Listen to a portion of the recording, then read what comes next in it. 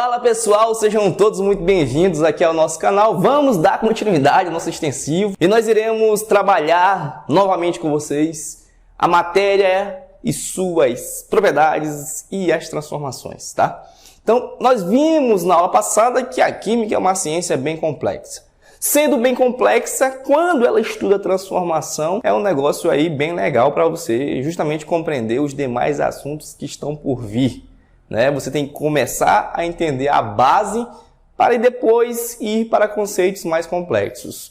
Às vezes, o grande erro do aluno é que ele quer aqui estudar um assunto lá na frente sem ter base alguma aqui atrás. Então, é necessário ter a base para você aprofundar nos assuntos de química. Química não é difícil.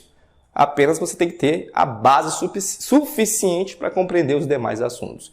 Então, sem mais enrolação, vamos lá. Preste bem atenção, respire fundo, porque você vai compreender o que eu quero te falar, porque trata-se aqui de raciocínio lógico. Então vamos lá. O que seria transformação? Tá? Nos dicionários, transformação significa mudança. Veja, se eu vejo uma mudança em um material, logo eu estou falando de transformação, beleza? Essa mudança pode ocorrer com a formação de um novo material ou não. Se eu tiver a formação de um novo material, aí nós estamos diante da transformação química, beleza? Se não tiver a formação de um novo material, nós estamos diante de uma transformação física. Preste bem atenção no exemplo. A fervura da água, tá? Quando a água passa do estado líquido para o estado gasoso, ela não deixa de ser água, ou deixa? Claro que não. Você apenas observou que ela estava em um estado de agregação e passou para um outro estado de agregação. E aqui nós estamos diante de uma transformação física, apenas mudou o estado físico da matéria. Beleza? Por outro lado, se eu toco fogo em uma folha de papel, o que vai nos restar são apenas cinzas, né? São apenas cinzas. Então veja que teve a formação de um novo material. Nesse caso aqui eu estou falando de transformação química, beleza? Então eu tenho transformação física e eu tenho transformação química. O que vai diferenciar uma transformação da outra é justamente a formação de um novo material ou não. De um modo geral, a gente deve observar o sistema como um todo para ver se realmente ocorreu alguma transformação.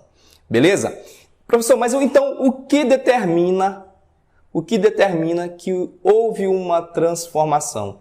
O que determina que houve realmente uma diferença? Tá? Você vai observar o quê? O estado inicial, leia-se reagentes, e você vai observar o estado final, leia-se produtos. Se você vislumbrar que o estado inicial está totalmente diferente do estado final, então houve aí uma transformação química, ou seja, reagentes diferentes de produtos. Eu tenho transformação química. Mas, de fato, o que vai determinar isso aí são as propriedades. Veja aquele brocardo lá, né? Substâncias diferentes têm propriedades diferentes. Toda vez vai ocorrer isso, toda vez. Se eu tiver substâncias diferentes, propriedades são diferentes. Por exemplo, água e álcool podem até ser muito parecidas, visualmente falando, mas a água tem um ponto de fusão diferente, a água tem um ponto de ebulição diferente do álcool, até o sabor é diferente. Então são substâncias diferentes, portanto têm propriedades diferentes. Beleza? Essas propriedades, elas podem ser divididas em três. Quais são? Então, nós temos as propriedades gerais, nós temos as propriedades específicas e nós temos as propriedades funcionais. As propriedades gerais, como o próprio nome já sugere, são as propriedades inerentes a todos os materiais, a todas as substâncias, por exemplo. Exemplo, massa, volume. Você vê massa, todo corpo tem massa, tá? Todo corpo tem massa. Então, massa seria aí uma propriedade geral, assim como o volume. Por isso que a gente conceitua, né? Matéria é tudo aquilo que tem massa e ocupa lugar no espaço. Então, a propriedade geral poderia até chamar também de propriedade erga omnes para todos, né? Erga omnes é um brocardo latim, é um termo latim que se utiliza aí no meio jurídico, erga omnes, né? Para todos. Então, propriedades gerais. As propriedades funcionais são aquelas inerentes a determinados grupos funcionais, como por exemplo, algumas funções químicas, ácidos, bases, sais, óxidos. Já as propriedades específicas eu posso dividi-las em propriedades organolépticas, propriedades físicas e propriedades químicas. As propriedades organolépticas são aquelas inerentes à questão dos sentidos. Tato, sabor, paladar, que é a questão do sabor, né? Paladar, tato, a questão do cheiro, né? Já as propriedades físicas, você vai verificar o material é um dado processo físico. As propriedades químicas são quando você consegue vislumbrar uma substância em relação a outra substância. E dentro das propriedades gerais, nós temos as propriedades extensivas. São aquelas que dependem da quantidade de substância que constitui o corpo. Nós temos também as propriedades intensivas, são aquelas que não dependem da quantidade de substância que constitui o corpo. Beleza? Muito tranquilo. Propriedades funcionais, podemos falar de acidez, basicidade, salinidade, etc. As propriedades específicas, e aí subdividem-se em propriedades físicas, químicas e organolépticas. Beleza? Em relação às transformações físicas, o que nós iremos estudar aqui são a questão das mudanças do estado de agregação. Beleza? O que seria esse estado de agregação? Agregar é juntar, tá? Aglomerar. Perceba que a matéria ela pode se apresentar em diferentes estados de agregação, sólido, líquido e gasoso.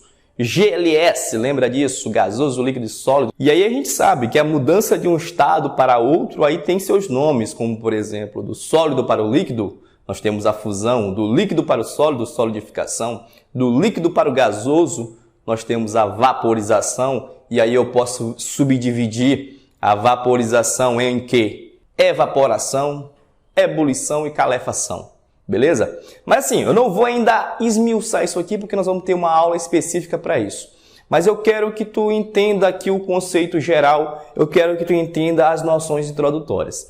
Então, toda vez que eu pretendo diminuir essa aglomeração, esse processo vai precisar absorver energia. Ou seja, é um processo endotérmico. Tranquilo? Então, se eu precisar diminuir a aglomeração, ou seja, afastar as partículas, eu preciso absorver energia. Veja só, eu quero passar do sólido para o líquido. Vai absorver energia ou vai liberar? Obviamente que absorver. Quando eu quero aumentar a aglomeração, ou seja, juntar, aí sim eu tenho um processo exotérmico. Beleza? Exo, libera. Endo, absorve. Então é só isso que eu queria que você aprendesse neste momento, tá? Então eu espero que você tenha gostado. Se gostou, deixa o like, inscreva-se aqui no canal. E até a próxima aula nós iremos acabar com essa química aí para você gabaritar a sua prova. Então sem mais para o momento, o professor Alberto falou!